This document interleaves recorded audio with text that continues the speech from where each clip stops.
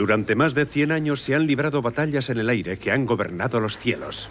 Si no tienes supremacía aérea, tienes un problema. Desde sus orígenes en la Primera Guerra Mundial, el avión ha sido el arma suprema de las Fuerzas Armadas. Fue una auténtica batalla por la civilización, por la humanidad. Revolucionó las batallas y cambió las formas de combatir y ganar las guerras. El F-117 sin duda ha cambiado la forma en que diseñamos los aviones y las campañas aéreas. La guerra llevó la innovación a los cielos. Gracias a las fuerzas aéreas sabemos que cuando el F-35 no estaba allí, el resto moría, y cuando estaba eran los reyes supremos. Los aviones dieron a luz a nuevos héroes. El destino de naciones enteras dependía de la valentía de un puñado de hombres. Hay que recordar y poner en valor con más frecuencia de lo que lo hacemos cómo los jóvenes estaban dispuestos a arriesgar la vida en el frente por un ideal. En este episodio, bandidos, secretos y espías. Los aviones que combatieron usando tecnologías furtivas y espionaje. Todas las guerras se basan en el engaño. Para atacar con eficacia es esencial conocer a tu oponente, de quién se trata y dónde se encuentra. Como en cualquier guerra, desde el principio de los tiempos hasta el siglo XXI, la información es poder. El Black Bear es el avión más rápido que se haya construido jamás. Era inmune a las defensas aéreas del enemigo. A una vertiginosa velocidad de Mach 3, regresaba a su territorio antes de que el enemigo se diera cuenta de que había sido descubierto. Las funciones de los equipos de cámaras del SR-71 eran absolutamente asombrosas. Cuando los militares emprendieron el vuelo, el arte de la vigilancia se elevó con ellos. Los británicos tendían a usar un número sustancial de aviones para hacer el reconocimiento de las líneas. Los pioneros en fotografía aérea convirtieron al Rumpler-Taube en el primer avión espía del mundo. Los alemanes experimentaron con múltiples colores y diseños diferentes para contrarrestar que la aeronave se viera desde arriba, desde los globos de observación, y desde el suelo, desde las trincheras. El avión U-2 batió nuevos récords, volando más alto de lo que ningún avión había hecho jamás. Su objetivo era llevar a cabo el reconocimiento estratégico de la Unión Soviética, pero era ilegal que un avión invadiera el territorio de un espacio aéreo soberano.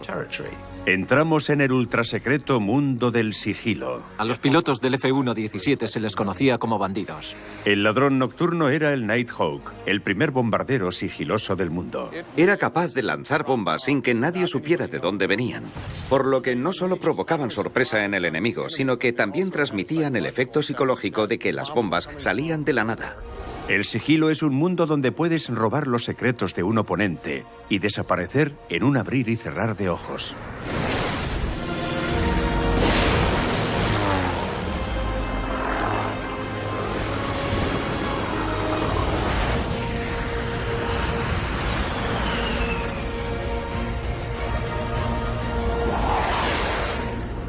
Aviones de combate. Bandidos, secretos y espías. Son los años 50. Las tensiones aumentan a medida que se intensifica la Guerra Fría entre Estados Unidos y la Unión Soviética. Ambas partes tenían pocos conocimientos sobre la capacidad nuclear del otro. La ignorancia alimentó la paranoia. La Unión Soviética tenía 22 millones de kilómetros cuadrados, un área inmensa, muy difícil para obtener información. Además, antes de que existieran los satélites, era muy complicado recopilarla. El espionaje se intensificó. Los espías se enfrentaban a otros espías. La Unión Soviética operaba tras un muro de secretismo y se aisló del resto del mundo. Lo llamaron el telón de acero. La Unión Soviética era aún una gran incógnita. ¿Estaban desarrollando los soviéticos bombarderos estratégicos que podían alcanzar los Estados Unidos y lanzar un arma nuclear? Pero estamos hablando de 1953 y Estados Unidos no disponía de aviones capaces de reunir esa información de inteligencia tan necesaria. Así que pusieron en servicio un bombardero británico poco conocido. Es el avión espía de gran altura original. Antes de que empezaran siquiera a diseñar el U-2, la CIA acudió a los británicos para preguntarles si podían hacer que el Canberra volara más alto de lo que lo hacía en esos momentos, que era a unos 15.000 metros. El English Electric Canberra voló por primera vez en mayo de 1949 y tuvo tanto éxito que aumentaron la envergadura de una manera bastante drástica, lo que permitió obtener mucha más altura para poder llevar a cabo misiones de reconocimiento en territorio prohibido. Los británicos incorporaron un Rolls-Royce Avon Mark 109 y se sorprendieron al descubrir que alcanzaba los 19.000 metros de altura. Bajo el nombre en código de Proyecto Robin, la misión del English Electric Canberra era sobrevolar la base militar de Kasputin Yar, en Rusia. Por aquel entonces no sabían de qué eran capaces los misiles balísticos rusos y necesitaban saber hasta dónde habían progresado. Necesitaban fotografiarlos. Estaba equipado con cámaras y por tanto recopilaba en su mayoría información de inteligencia mediante fotografías. También poseía una serie de grabadoras a bordo para recabar información de inteligencia electrónica. Los objetivos de la misión eran sacar fotografías del área de lanzamiento y de los misiles que había en ella. Esta es la aeronave que realizó esa misión. Larry Champion formó parte de la tripulación del Canberra. Solíamos volar en formación. Por ejemplo, volábamos por aquí, los malos volarían por allí. Intentarían derribarnos y ascenderían hasta aquí. Pero sus aviones se pararían y nosotros estaríamos relativamente a salvo, a 19.000 metros.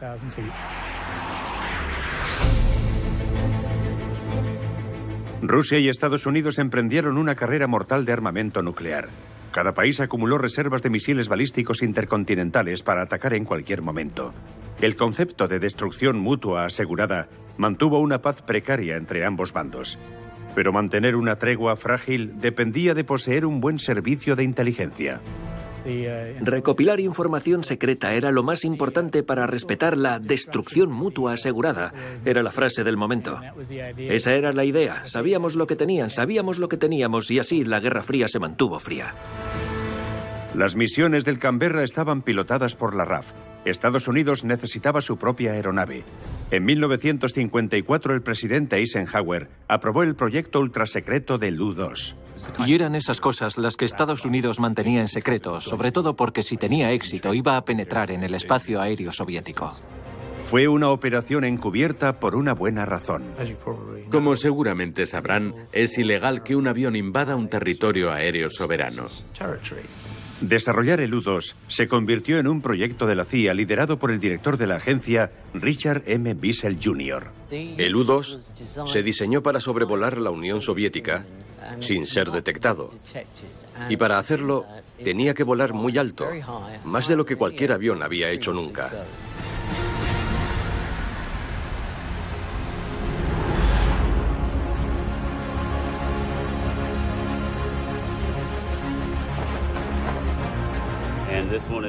Sin duda era único, porque volabas al mismísimo límite de la estratosfera usando un traje de presión, probablemente sobre territorio hostil. Eso ponía al piloto en algunas situaciones muy difíciles con las que tenía que lidiar por sí mismo. Volar el U-2 a su altitud operativa de 21.000 metros es extremadamente peligroso. Lo más rápido que podrías ir en un avión solo se diferencia en unos pocos nudos de lo más lento que podrías volar. Los pilotos lo llaman la esquina de ataúd. Si vuelas demasiado lento o demasiado rápido, el avión se adentra en una caída incontrolable. El piloto tendría que volar dentro de un margen de solo unos 7 u 8 nudos en las alturas más elevadas.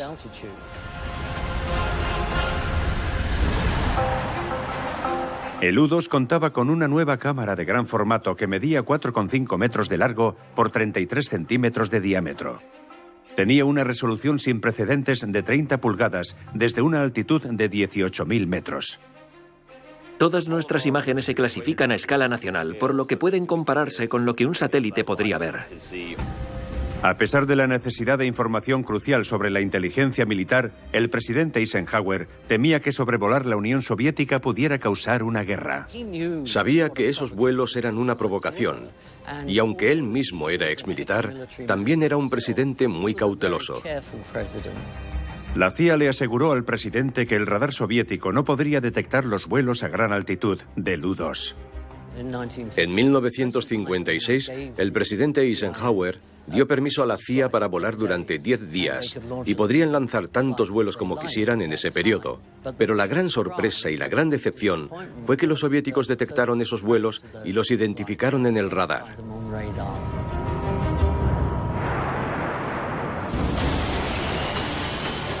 Eran operaciones negras, operaciones secretas encubiertas organizadas por el gobierno.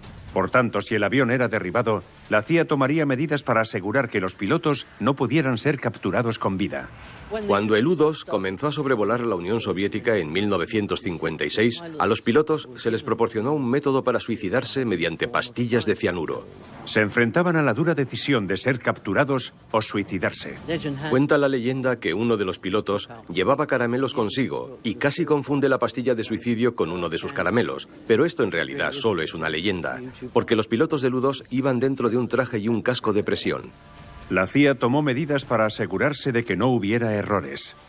La CIA más tarde cambió las pastillas por una aguja con cianuro en la punta, muy camuflada de forma inteligente, y la escondieron dentro de una moneda de $1, porque pensaron que así los rusos no la descubrirían, mientras que sí podrían haber descubierto las pastillas suicidas.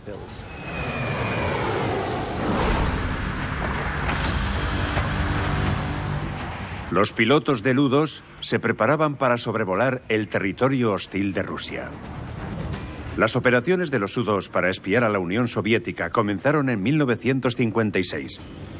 Y un piloto en particular pronto se embarcaría en una misión de alto secreto que llevaría a las relaciones de Estados Unidos y Rusia a un punto de ruptura. Es el apogeo de la Guerra Fría.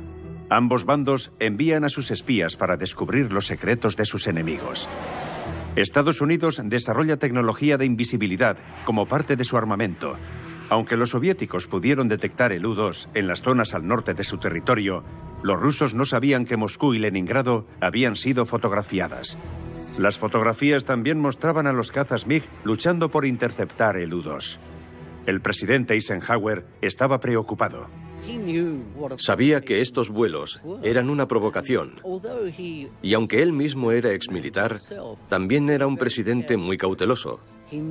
Así que nunca volvió a darle carta blanca a la CIA para volar en esas misiones.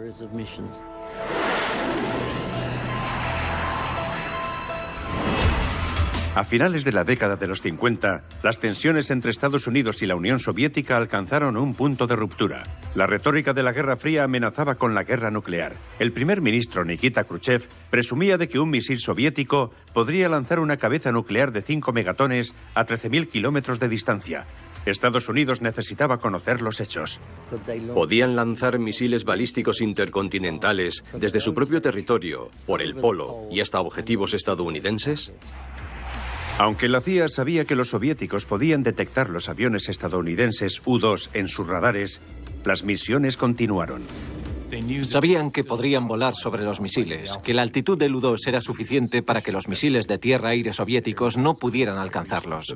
Así que aún podían volar en ese avión sin ser interceptados. Aunque los soviéticos pudieran detectarlos, no podrían hacer nada al respecto. Gary Powers fue elegido para la operación Grand Slam. Era su piloto con más experiencia, con un récord de 27 misiones realizadas con éxito.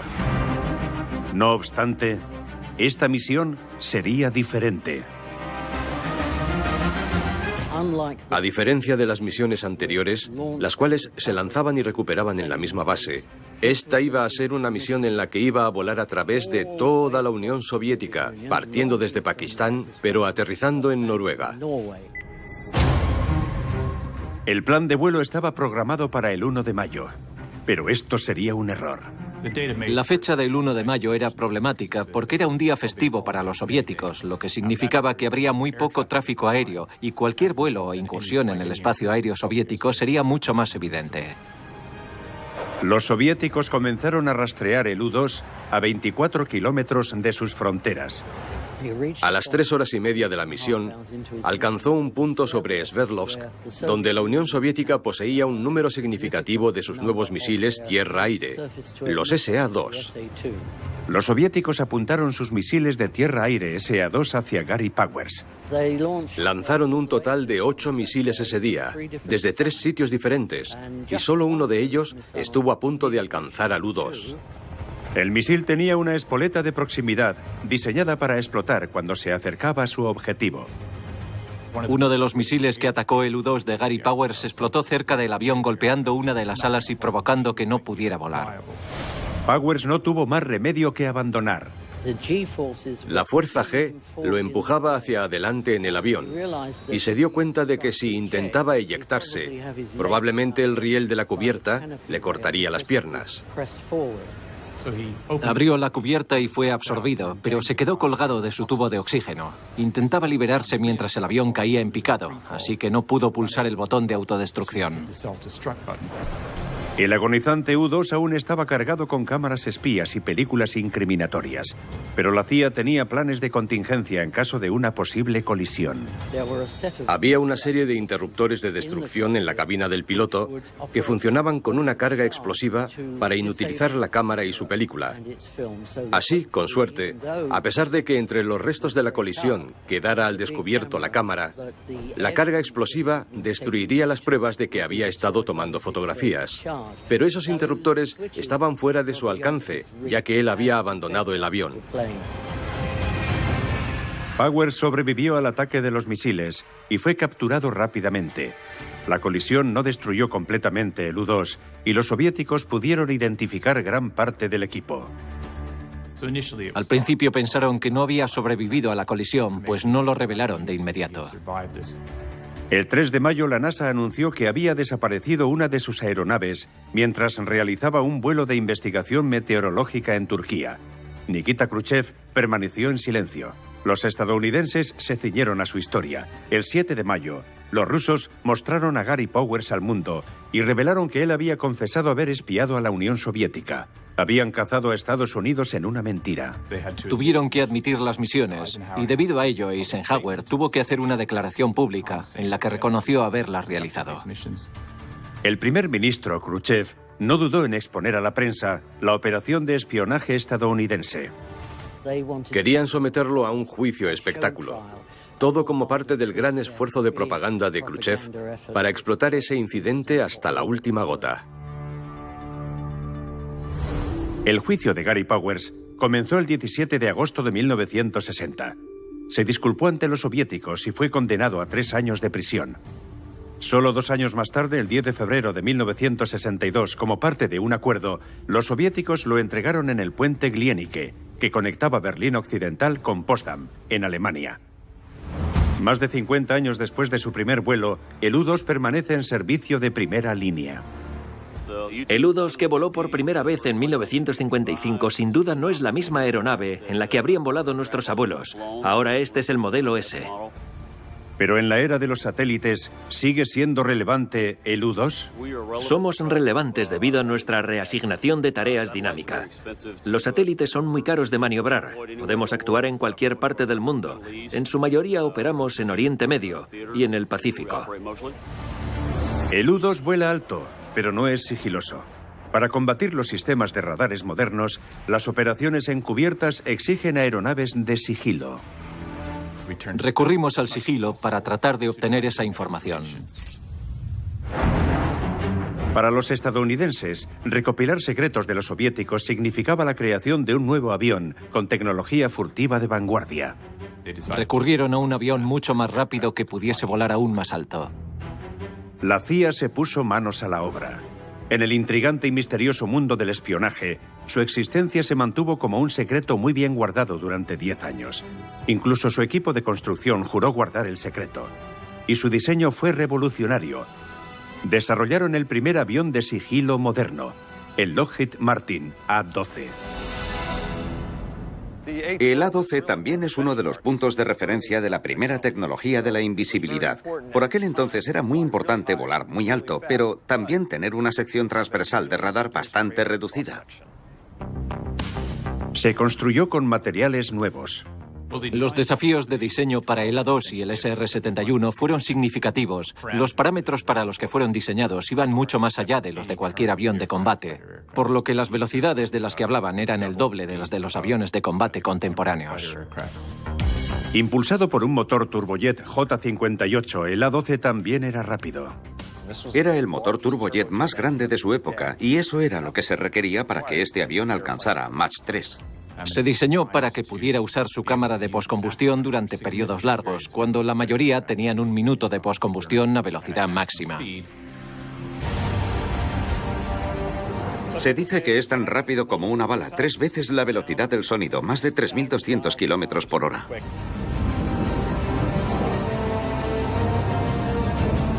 El A-12 estaba equipado con la última tecnología de vigilancia. Lo importante de los A-12 eran las cámaras que llevaban. Había 3 tipos diferentes y eran capaces de captar extensiones de tierra de entre 65 y 110 kilómetros de ancho con una resolución de hasta 12 pulgadas desde 21.000 metros. Por lo que las cámaras que equipaba este avión eran extraordinarias. En 1968, el A-12 se puso a prueba cuando Corea del Norte desató una crisis internacional conocida como el Incidente del Pueblo. Durante unas maniobras militares, Corea del Norte capturó un barco estadounidense que se encontraba en una misión de espionaje, el USS Pueblo. El barco fue abordado y remolcado por los norcoreanos. Era muy importante para los servicios de inteligencia de los Estados Unidos saber lo que estaba ocurriendo allí. Estados Unidos ya estaba enzarzado en la guerra de Vietnam. Ahora existía la posibilidad de que se abriera otro conflicto con Corea del Norte. La única forma de prevenirlo era enviar el A-12 para ver qué estaba haciendo realmente el régimen. Si se trataba más que de ruido de sables, si habían capturado la nave como parte de una operación mayor para invadir la península de Corea del Sur, se avecinaba una guerra completamente diferente. Así que querían lograr 3 cosas: encontrar al pueblo, averiguar dónde estaba la tripulación y, lo más importante, comprobar si el ejército de Corea del Norte se estaba movilizando para un conflicto mayor. Tan solo 3 días después, se programó una misión que partía de la base de Cadena con el A-12. Una misión del escudo negro que volaría 3 veces a través de Corea del Norte.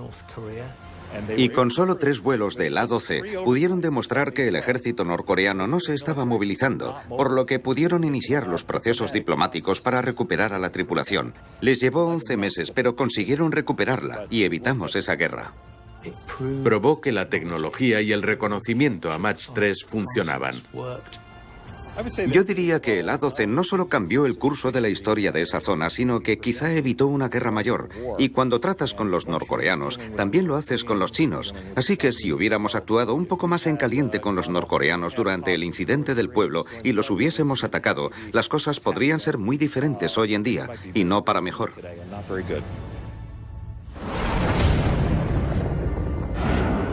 En los años 60 las tensiones globales amenazaban con desembocar en una guerra total.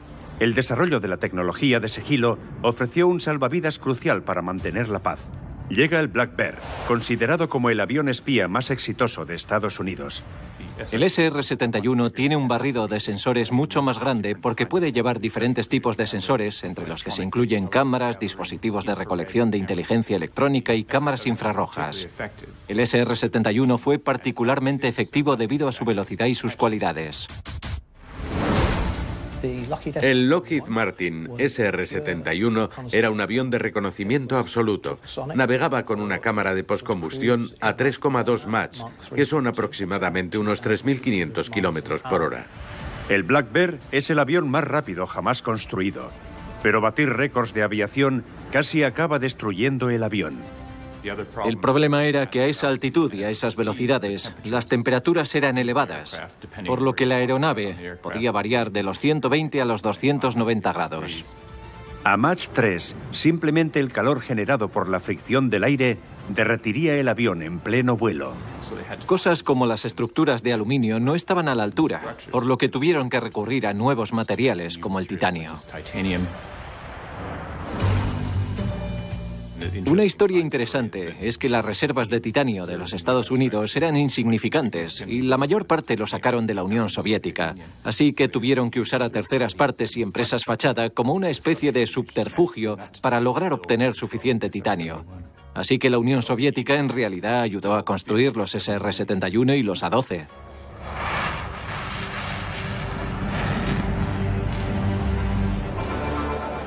El SR-71 voló al límite del espacio a una altitud récord de 26.000 metros.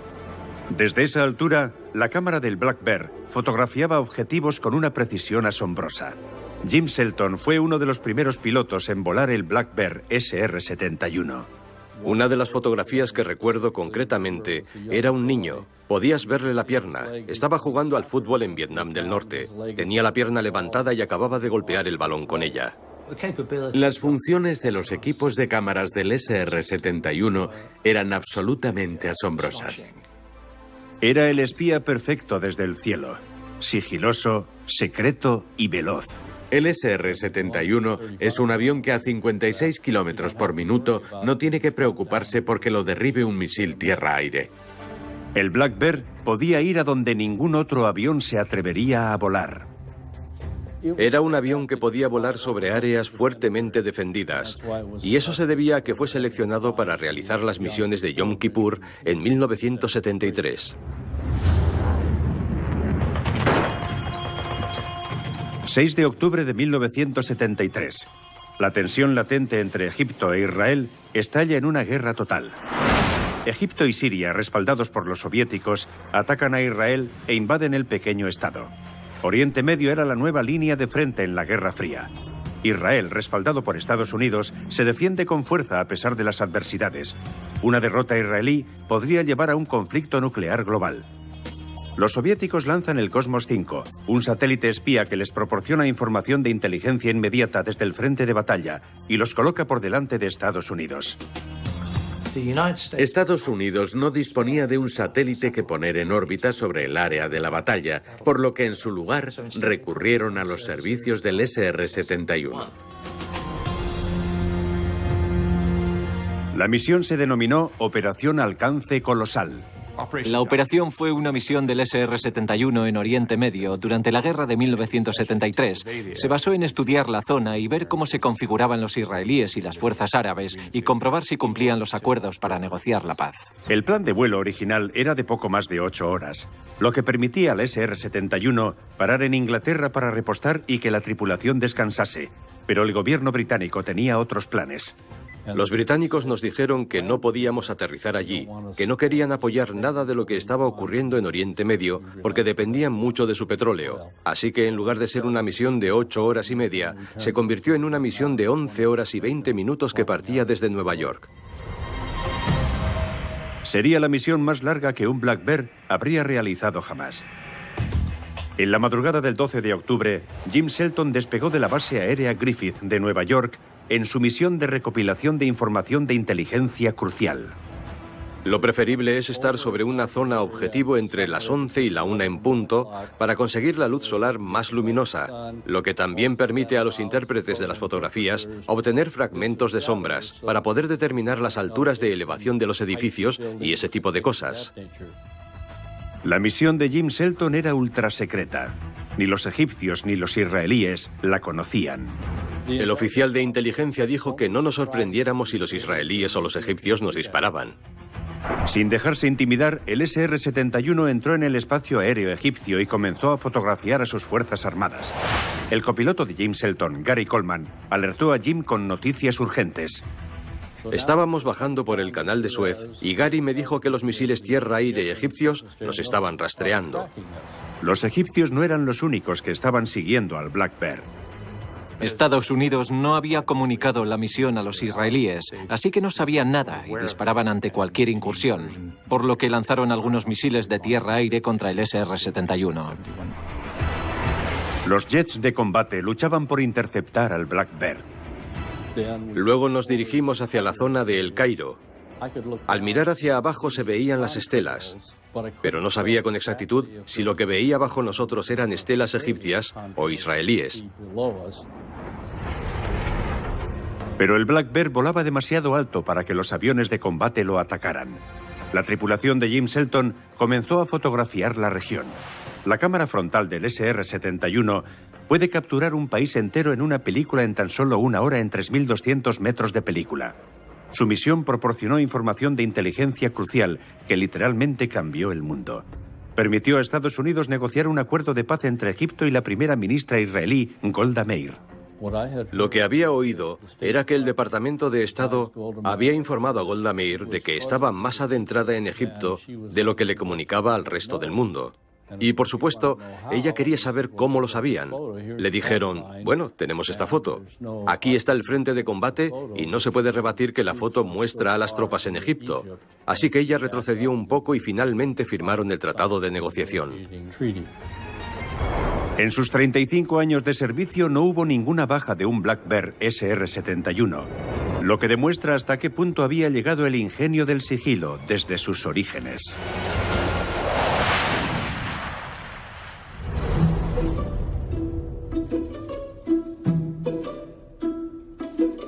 La tecnología furtiva tiene sus raíces en la Primera Guerra Mundial, cuando la aeronave Rumpler-Taube alemana experimentó con el camuflaje. Apenas podías verlos cuando cruzaban las líneas. Y tratar de posicionarte para interceptarlos a su vuelta era casi imposible. El Rumpler-Taube se usaba para el reconocimiento, fue el primero de su clase. Tenía un fuselaje translúcido, lo que hacía muy difícil que lo detectaran los observadores situados en la superficie. Los primeros Rumpler-Taube eran aviones muy endebles. Y debido a la naturaleza del lino que cubría el fuselaje, las alas y la cola, eran casi invisibles desde la superficie, porque era como mirar a través de ellos si estaba brillando el sol. Estos aviones de reconocimiento también tenían una forma temprana de tecnología de sigilo aplicada a sus alas. Se llama camuflaje de rombos.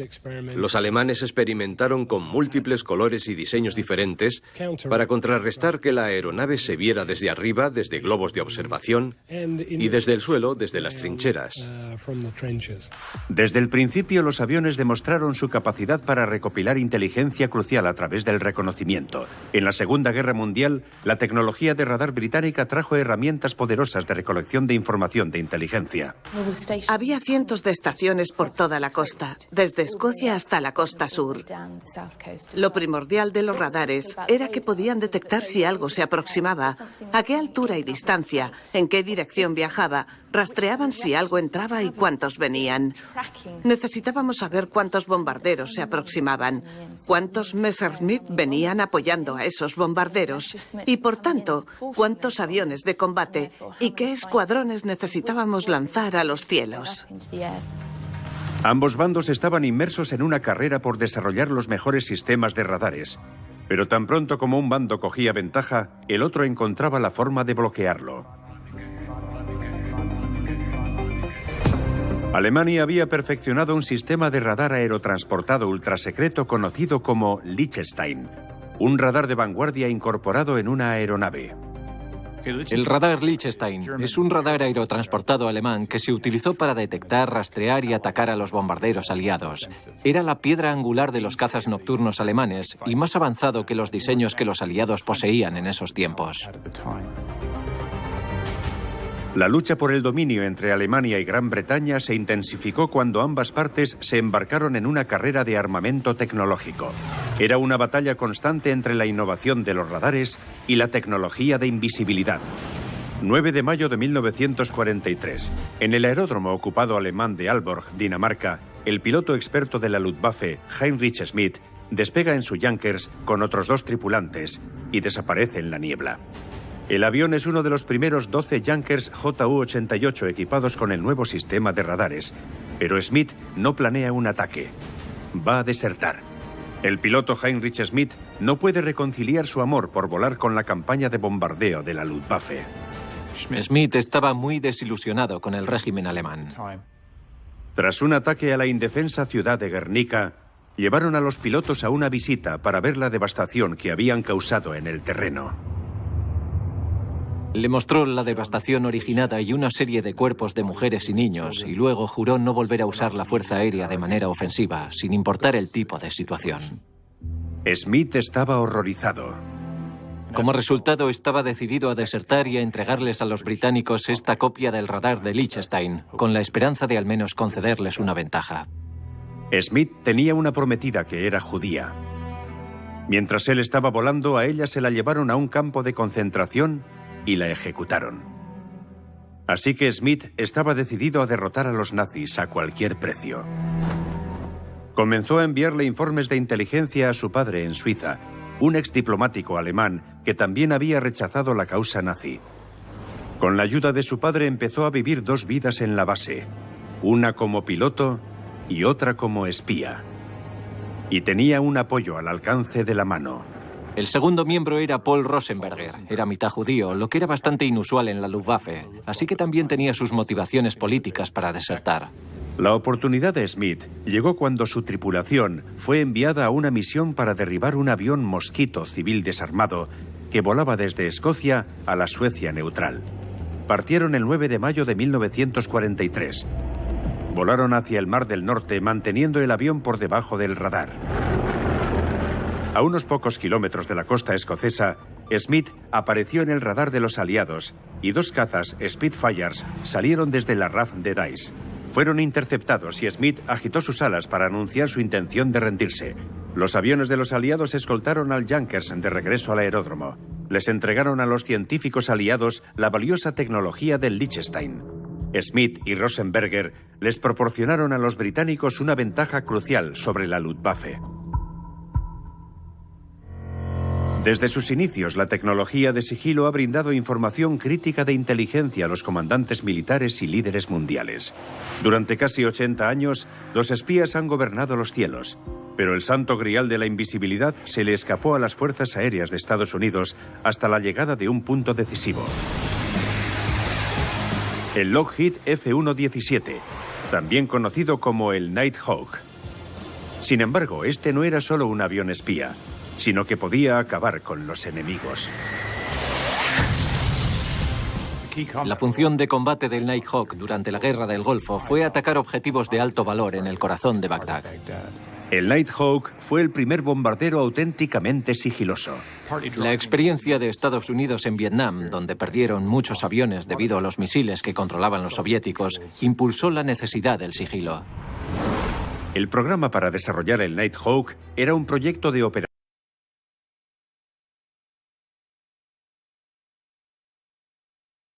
secretas. Muy poca gente del Pentágono lo conocía. La aeronave se entregó a las Fuerzas Aéreas de los Estados Unidos desde 1982 hasta 1990. Durante casi todo ese periodo se trató de un programa secreto que las Fuerzas Aéreas de los Estados Unidos le ocultaron al mundo. Las distintivas líneas angulares del Nighthawk lo hacen indetectable para los radares. Los tubos de escape del motor son 2 ranuras rectangulares ubicadas sobre sus alas para reducir las emisiones de infrarrojos, y su peculiar facetado reduce la detección del radar. El facetado es el uso de paneles planos para difractar las señales del radar, por lo que la energía de su radio se difracta de tal manera que no regresa a su antena y no hay retorno. Posee una firma de radar más pequeña que una canica, pero su forma angular y sigilosa lo hace inherentemente inestable en el vuelo. La aeronave tiene una calidad aerodinámica muy baja, por lo que necesita un ordenador que la maneje. Es un avión inestable que no se ha diseñado teniendo en cuenta la aerodinámica, sino el camuflaje. Y me enseñaron el F-117, el avión de combate sigiloso. Cuando vi al primero bajar de la línea de montaje, dije que nunca volaría, pero que sería un bonito alfiler de corbata. El Nighthawk requiere correcciones de vuelo constantes desde un ordenador para mantener el vuelo. La forma del avión hace pensar que hay muchos unos y ceros que hacen que esa cosa vuele. Y tiene 4 ordenadores para hacerlo volar. Sin ellos, el avión no volaría. El F-117 es silencioso, sigiloso y cuenta con un poderoso aguijón en la cola. Armado con bombas guiadas por láser, elimina a los objetivos de tierra con una eficacia devastadora.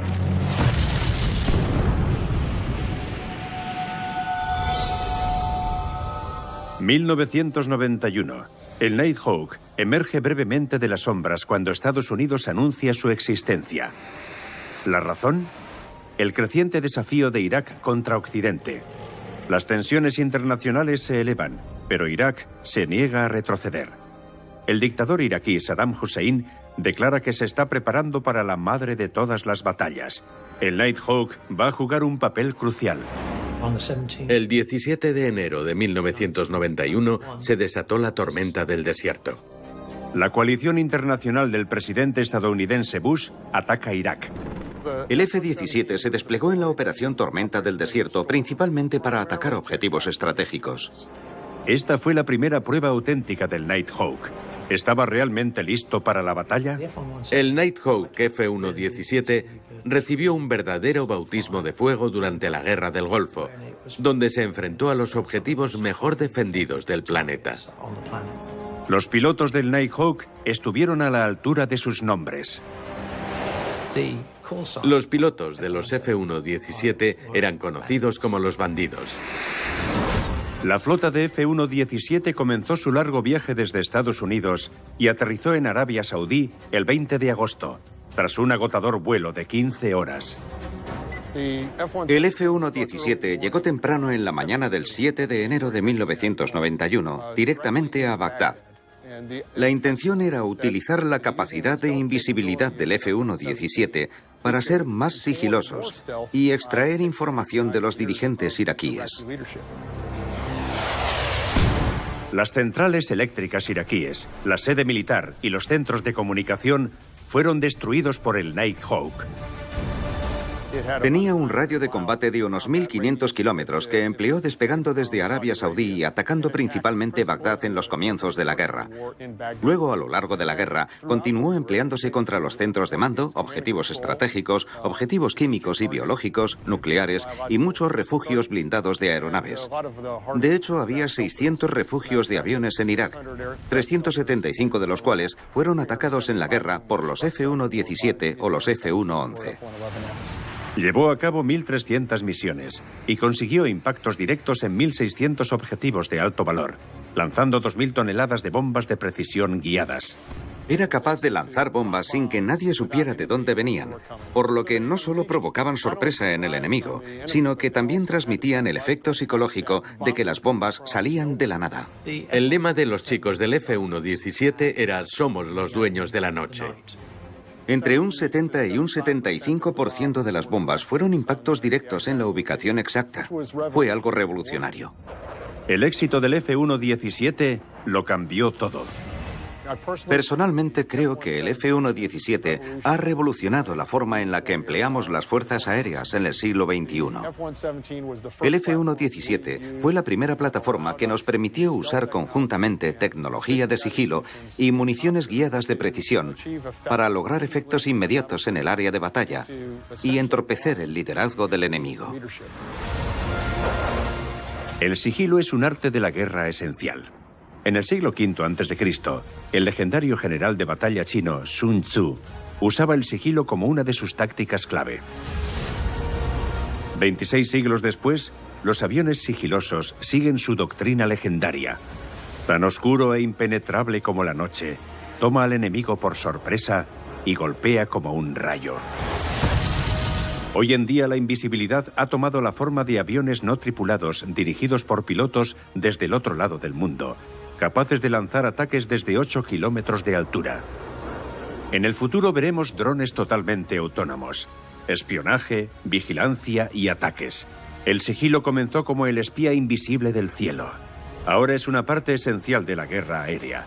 La próxima generación de jets de combate y bombarderos equipados con tecnología furtiva, listos para atacar bajo la capa de la invisibilidad.